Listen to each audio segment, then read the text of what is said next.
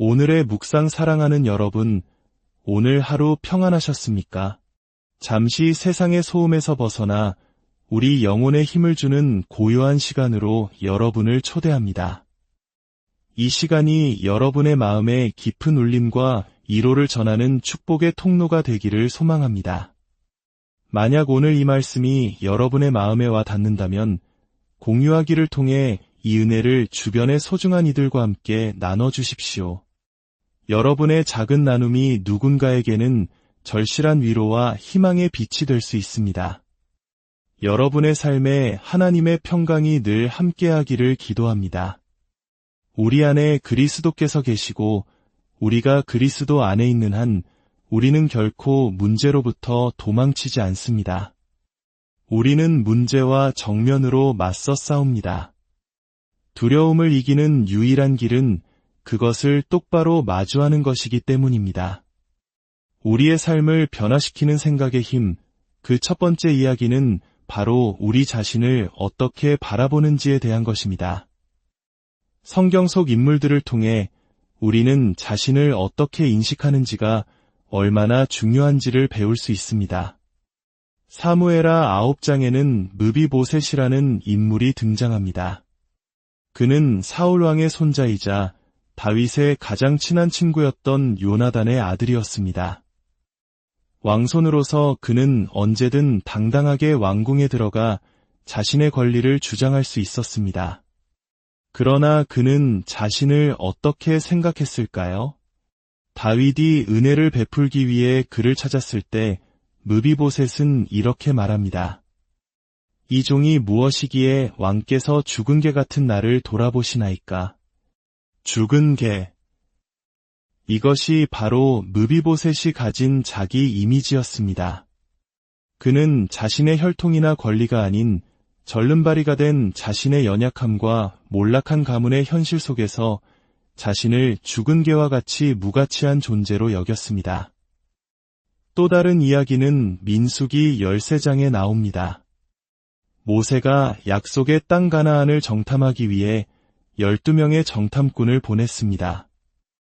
그 땅이 얼마나 비옥하고 풍요로운지 직접 보고 와서 백성들에게 희망을 주기 위함이었습니다. 그러나 돌아온 12명 중 단 2사람, 여호수아와 갈렙만이 긍정적인 보고를 했습니다. 나머지 10명은 무엇을 보았을까요? 그들은 이렇게 말했습니다. 그 땅 거주민은 강하고 성읍은 견고하고 심이 클 뿐 아니라 거기서 안악 자손을 보았으며 우리는 스스로 보기에도 메뚜기 같으니 그들이 보기에도 그와 같았을 것이니라. 그들은 하나님의 약속이 아닌 눈앞의 거인들을 보았습니다. 그리고 그 거인들과 비교하며 스스로를 메뚜기라고 여겼습니다. 중요한 것은 그들이 스스로를 메뚜기라고 생각하자 적들 또한 그들을 메뚜기처럼 보았을 것이라고 단정했다는 점입니다. 우리가 우리 자신에 대해 어떻게 느끼는지는 그대로 외부로 투영되기 마련입니다. 하지만 이들과는 정반대의 인물이 있었습니다. 바로 갈렙입니다. 45년의 세월이 흘러 여호수아와 함께 약속의 땅을 분배할 때 85세의 노장이 된 갈렙은 무엇을 요구했을까요? 그는 편안하고 안락한 평지가 아닌 거인들이 버티고 있는 험준한 산지를 달라고 말합니다. 그리고 이렇게 선포합니다. 오늘 내가 85세로 된 모세가 나를 보내던 날과 같이 오늘도 내가 여전히 강건하니 내 힘이 그때나 지금이나 같아서 싸움에나 출입에 감당할 수 있으니 85세라는 나이에도 불구하고 그의 영적인 힘과 정신은 40세 청년과 같았습니다. 이것이 바로 믿음 안에서 형성된 긍정적인 자아상의 힘입니다. 나이는 숫자에 불과하지만 늙었다고 생각하는 것은 마음의 태도입니다. 오늘부터 우리 모두 나는 할 수 있다는 태도를 의지적으로 선택합시다. 내가 무언가를 해낼 수 있는지 지켜보고 나서 태도를 결정하는 것이 아니라 먼저 믿음으로 선포하는 것입니다. 매일 아침 이렇게 외치십시오. 내게 능력 주시는 그리스도 안에서 내가 모든 것을 할 수 있느니라. 역사를 돌아보면 위대한 일들은 언제나 평범한 사람들이, 아니 세상의 기준으로는 도저히 그 일을 해낼 능력이 없어 보이는 사람들을 통해 이루어졌습니다. 하나님께서 어떤 사람들을 선택하시는지 아십니까? 고린도전서 1장에는 이렇게 기록되어 있습니다. 하나님께서 세상의 미련한 것들을 택하사 지혜 있는 자들을 부끄럽게 하려 하시고 세상의 약한 것들을 택하사 강한 것들을 부끄럽게 하려 하시며 이는 아무 육체도 하나님 앞에서 자랑하지 못하게 하려 하심입니다. 이제 당신의 삶을 변화시킬 두 번째 생각의 힘에 대해 나누겠습니다. 이것은 우리 신앙의 가장 근본적인 반석과도 같은 진리입니다. 바로 하나님은 나를 무조건적으로 사랑하신다는 것입니다. 우리가 하나님께 주님을 사랑합니다. 라고 고백하는 것은 비교적 쉽습니다. 다른 사람에게 하나님이 당신을 사랑하십니다. 라고 말해주는 것도 어렵지 않습니다. 하지만 그 사랑을 온전히 나 자신을 위한 것으로 받아들이고 하나님이 바로 나를 아무런 조건 없이 사랑하신다고 믿는 것은 또 다른 차원의 문제입니다. 만약 당신이 이 진리를 온전히 믿는다면 당신의 삶에는 놀라운 자유가 임할 것입니다. 죄를 지었을 때 우리는 진심으로 회개하고 그 죄에서 돌아설 수 있습니다. 단 한 조각의 죄책감이나 정죄감도 없이 말입니다. 예수님께서 십자가에서 우리의 모든 형벌을 대신 받으셨기 때문입니다. 우리는 스스로를 벌할 필요가 없습니다. 예수님께서 십자가에서 하신 일을 깊이 묵상해 보십시오. 그분은 단지 우리의 죄를 위해 죽으신 것이 아닙니다. 성경은 그분이 친히 죄가 되셨다고 말합니다. 죄를 알지도 못하신 분이 우리를 위하여 죄가 되신 것은 우리로 하여금 그 안에서 하나님의 의가 되게 하려 하심이라. 얼마나 거룩하고 위로우시며 순결하신 분입니까? 그런 그분이 온 인류의 죄 자체가 되셨을 때 그 고통이 어떠했을지 상상해 보십시오. 이사야서는 그의 모습이 너무나 상하여 다른 사람들보다, 그의 모양이 다른 인생들보다 더하여 알아볼 수 없을 정도였다고 기록합니다. 이것이 바로 우리를 향한 하나님의 무조건적인 사랑입니다. 에베소서 1장 4절은 말합니다. 곧 창세전에 그리스도 안에서 우리를 택하사 우리로 사랑 안에서 그 앞에 거룩하고 흠이 없게 하시려고. 여러분, 한번 따라해 보십시오. 하나님께서 나를 선택하셨다.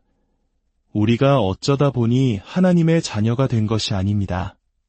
하나님께서 의지를 가지고 목적을 가지고 창세 전부터 나라는 존재를 친히 선택하셨습니다. 그리스도 안에서 당신이 누구인지 이해하는 것, 그리고 그리스도께서 그의 죽음과 고난, 부활을 통해 얻으신 모든 것이 법적으로 당신의 것이라는 사실을 깨닫는 것만큼 중요한 것은 없습니다. 어쩌면 당신은 아직 그 모든 것을 삶 속에서 경험하지 못하고 있을지도 모릅니다. 하지만 하나님의 방식은 세상의 방식과 정반대입니다. 세상은 말합니다. 내가 이러한 일을 해야 이러한 사람이 될 수 있다. 예를 들어 엔지니어링 관련 일을 성공적으로 해내야 비로소 엔지니어라고 불릴 수 있습니다. 그러나 하나님은 다릅니다. 하나님은 먼저 우리를 내면에서부터 새로운 존재, 즉 의로운 자로 만드십니다.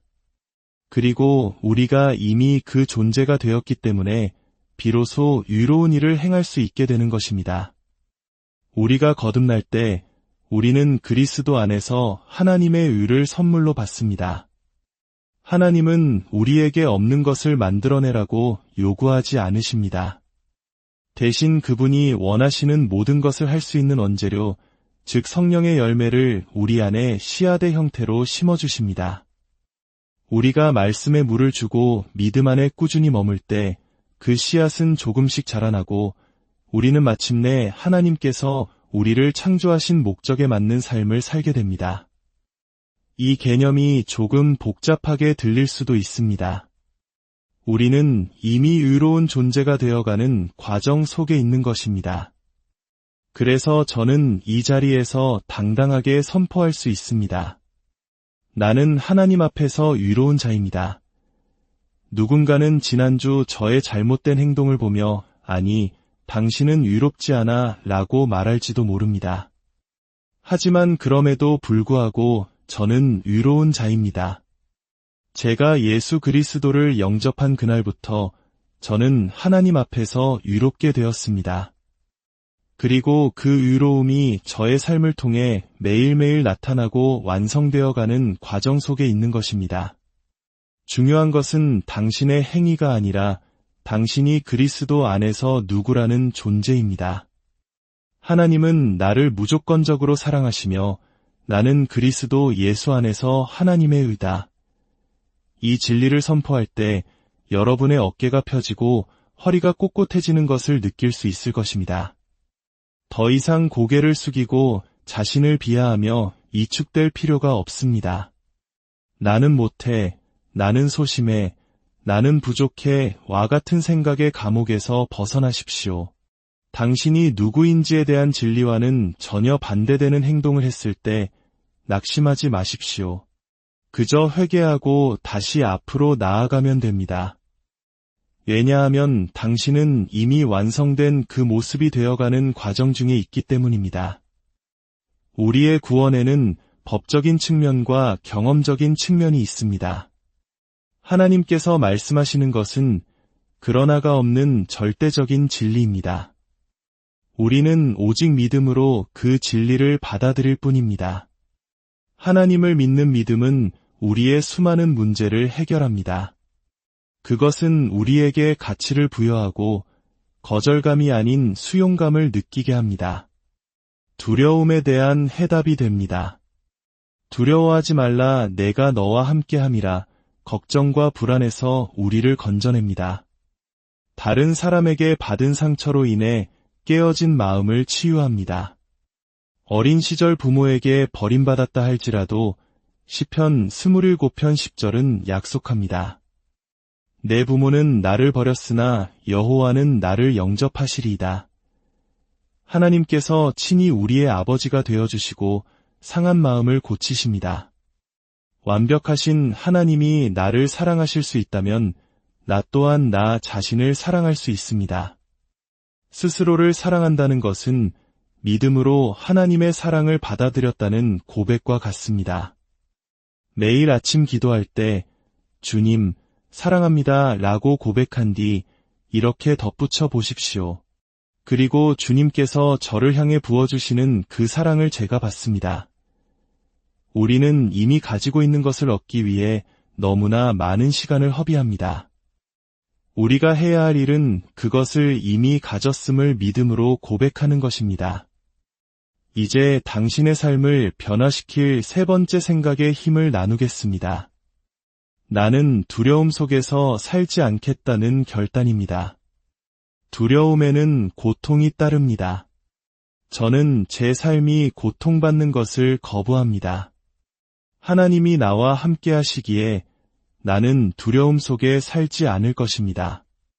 우리는 두려움이 사탄의 가장 강력한 무기임을 압니다. 우리가 하나님으로부터 모든 것을 믿음으로 받는다면 우리는 사탄으로부터 오는 모든 것을 두려움을 통해 받게 됩니다. 두려움은 믿음의 정반대편에 서 있는 사탄의 믿음과도 같습니다. 하나님께서는 제게 두려워도 행하라는 메시지를 주셨습니다. 두려움이라는 단어의 어원은 도망치다입니다.